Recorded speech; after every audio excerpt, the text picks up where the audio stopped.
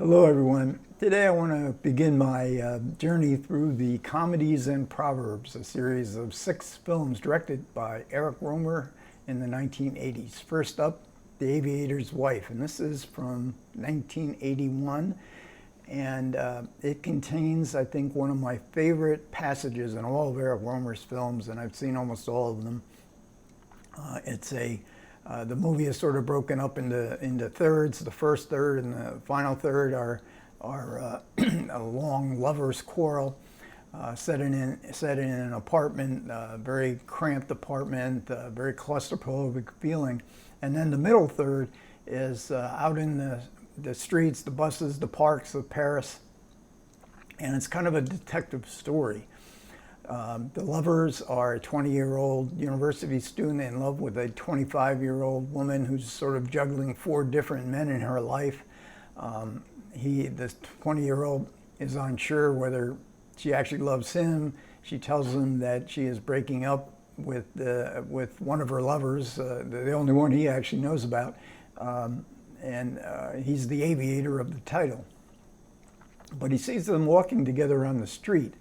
The aviator doesn't know what he looks like, but now he's identified the aviator. And by chance, by sheer coincidence, and coincidence plays a big role in Rohmer's movies, he comes across him in a cafe, and he's sitting in a cafe with a woman, and they leave together.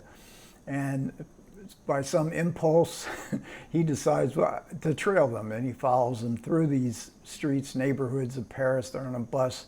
They end up in a park.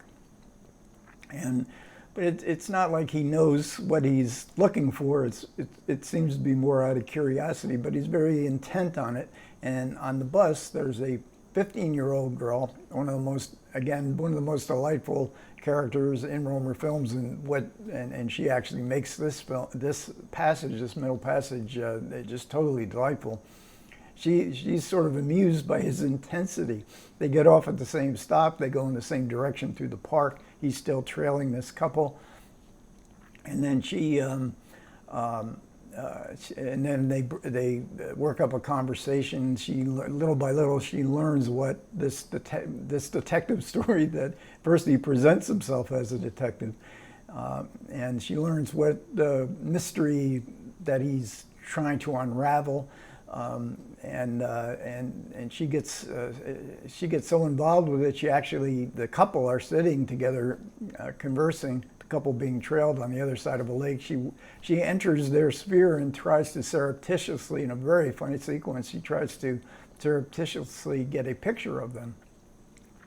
And all of this evokes Hitchcock, and you can never forget that Rohmer wrote a book on Hitchcock with Claude Chabrol, in which they covered the first 44 movies of Hitchcock. And so the whole trailing of the couple through the streets of Paris certainly evokes Jimmy Stewart, and following Kim Novak through the streets of San Francisco.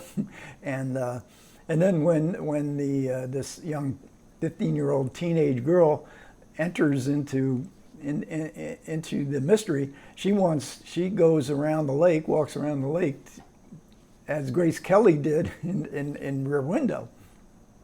And then we get. I've always been reminded when I watch this great sequence of Antonioni, and in particular Blow Up, because that also had a very green, luscious-looking park, a man spying on a couple. He's a photographer, takes pictures. There's a mystery involved, a mystery solved by the blow-ups that he makes of the pictures he took. The mystery of this was also solved by a photograph, but not the surreptitious photograph that this teenage girl takes. Then they follow him into a cafe. The couple have gone into an office building. They speculate, is this a divorced lawyer? Because the 20-year-old has been told that this aviator is divorcing his wife. And then she has to go. The 15-year-old girl has to go, but she wants to know what's happened. Send me a note. She leaves her address, and then we return to the continuation of the lovers' quarrel. But then the film ends on a really terrific, ironic note, and you can miss it. I mean, I remember the first time I saw this film, I missed it, you know, and then when I saw it again, I said, wait a minute. and you can also always, because Eric Rohmer never underlines, he never punctuates his movies, the things that happen in his movies. And in this, he kind of contrasts with Antonioni, because even though they both have sort of a documentary type approach to their shooting of their scenes, so that you can, as a viewer, you can feel almost as if you're inhabiting the movie. With Antonioni, you never lose the sense that the director is around, that we're watching a director giving us his vision. Whereas Eric Rohmer's ambition is to disappear, as would 18th century French dramatist would, and so we get this irony again. It's not underlined, and I don't think I need a spoiler for this, but I will give you another ironic aspect of the film, and that is that the aviator's wife never makes an appearance in this movie. And the star, the 20-year-old, is played by an actor named Philippe Marlaud, M-A-R-L-A-U-D, and I think he made maybe one movie before this, and then tragically, right after the filming, he went on a camping trip. His tent caught on fire, and he dies as a result of his injuries. So this is it for this particular actor. And then his 25-year-old lover is played by Marie Revere. Now, she's a very, very important figure in Eric Rohmer's movies, as well as his life, a lifelong friend. But she also comes back later in The Green Ray, one of his most acclaimed films, part of the Comedies and Proverbs. And then she's also in A Tale of Autumn, the series of the Four Seasons series that he does in the 1990s. And then the 15-year-old is played by an actress called Anne-Laurie Maury, and so delightful. I wish she had been in more of Rohmer's films, but the only other one she appears in is Boyfriends and Girlfriends, also part of the Comedies and Proverbs. And I mention this because one of the really